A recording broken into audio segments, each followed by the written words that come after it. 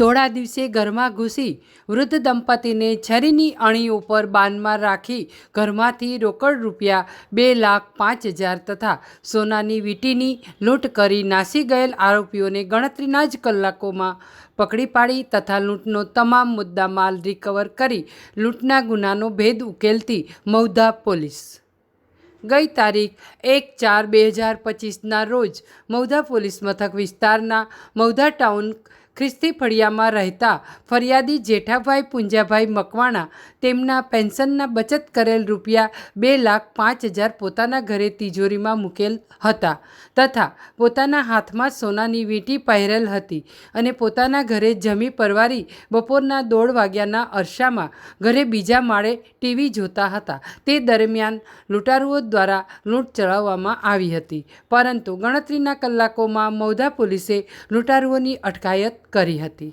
ગઈકાલે બપોરે આ ઘટના બની હતી, જે મૌધા ખ્રિસ્તી ફળિયું છે એમાં ફરિયાદી જે જેઠાભાઈ મકવાણા છે એ પોતાના પત્ની સાથે રહે છે.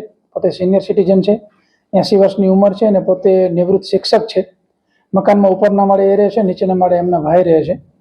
અને બપોરે જે ઘટના બની એમાં અચાનક જ એમની રૂમની અંદર 3 લોકો આવે છે અને પાછળથી એમના મોઢા ઉપર ચાદર ઢાંકી અને એમને દબાવી દે છે. અને દાદાને શરૂઆતમાં એવું લાગે છે કે કદાચ મજાક કરતું હશે, પણ તરત જ સામે બીજો એક વ્યક્તિ છે એ છરી લઈને ઊભો છે. દાદાના ઘૂંટણની આજુબાજુમાં છરીથી નાની મોટી ઈજા પણ કરે છે અને દાદાને ધમકી આપી અને એમના ઘરમાં જે કંઈ પૈસા પડ્યા હોય એ આપી દેવા માટે ધમકી આપે છે. દાદા અને દાદી ડરી જાય છે અને જે ચાવી છે એ જે કબાટમાં પડી હતી ચાવી લઈ આરોપી તિજોરીમાંથી એક 20,000 અને બીજા 1,85,000 એમ ટોટલ 2,05,000 રોકડ અને બીજી દાદાની સોનાની વીંટી આ કાઢી અને એ લોકો લૂંટને અંજામ આપી અને દાદાને ઈજા કરી અને જતા રહે છે.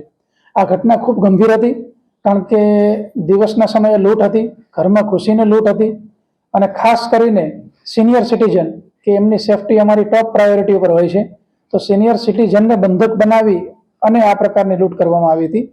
એટલે તાત્કાલિક સિનિયર અધિકારીઓએ વિઝિટ કરેલી અને મૌધાના પીઆઈ જે અમારે પીઆઈ ગોહિલ છે એ ખૂબ એક્ટિવ ઓફિસર છે, એમની તાત્કાલિક ટીમ સાથે એ લોકો ગુનો દાખલ કરી અને સાથે સાથે આરોપીને પકડવા માટે અને આરોપીનું પગેરું મેળવવા માટે મહેનત કરવા લાગેલા.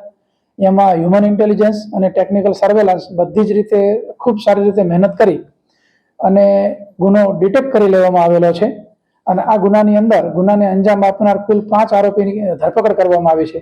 આ જે 5 આરોપી છે એ 5 આરોપી પૈકી આરોપીઓને જો આપણે વિગત જણાવું તો કિરીટભાઈ બાબુભાઈ મકવાણા એ મૌધાના છે, રોહિતવાસમાં રહે છે.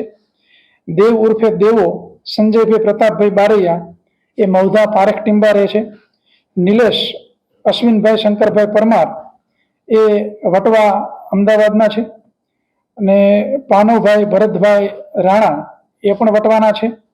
અને હર્ષ ઉર્ફે સની અશોક મણીલાલ ગોહિલ એ વણકરવાસ મૌધાના છે. આમાં જે આરોપી છે કિરીટ, હર્ષ એ લોકો દાદાને ઓળખતા હતા અને દાદા નિવૃત્ત શિક્ષક છે એટલે એમની પાસે પેન્શનના અને અન્ય પૈસા દાદા પાસે હશે એવી એમને ચોક્કસપણે ખબર હતી. દાદા જે દાગીના પહેરતા હતા એ પણ એમના ધ્યાનમાં હતું કે દાદા હાથમાં વીંટી પહેરે છે.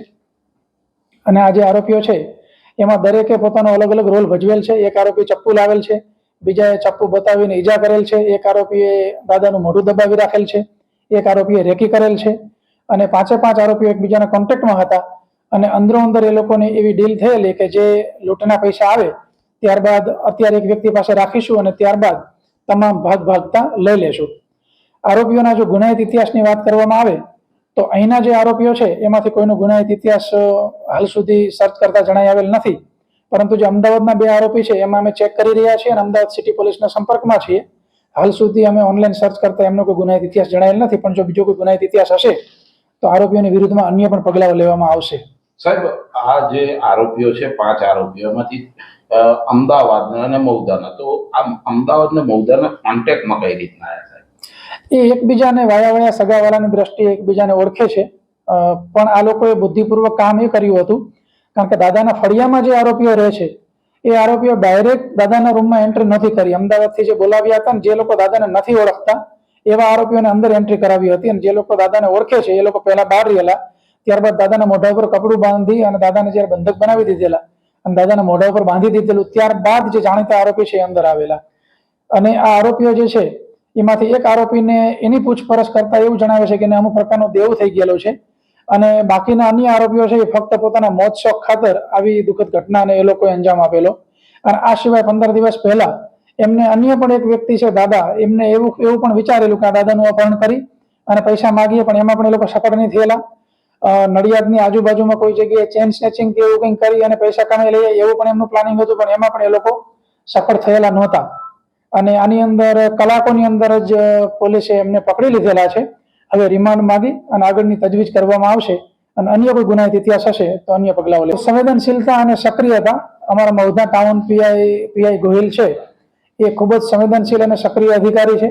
જેવા એમને મેસેજ મળ્યા એટલે તાત્કાલિક એમની ટીમ સક્રિય કરેલી અને વિસ્તારની અંદર, કારણ કે દાદાને આ પ્રકારના એ જઈને લૂંટ કરવી એમને થોડોક એવો અંદાજ હતો કે કોઈને કોઈ વ્યક્તિ તો જાણીતું હોવું જોઈએ, તો હ્યુમન રિસોર્સિસ અને ટેકનિકલ સર્વેલન્સ બંનેથી મહેનત કરી અને એમની સમગ્ર ટીમને હું અભિનંદન આપું છું કે ગુનો બન્યા બાદ 12 જ કલાકની અંદર આરોપીઓ એ લોકોએ હસ્તગત કરેલા અને પૂછપરછના અંતે આરોપીના યોગ્ય પુરાવા મેળવીને ધરપકડ કરેલી છે.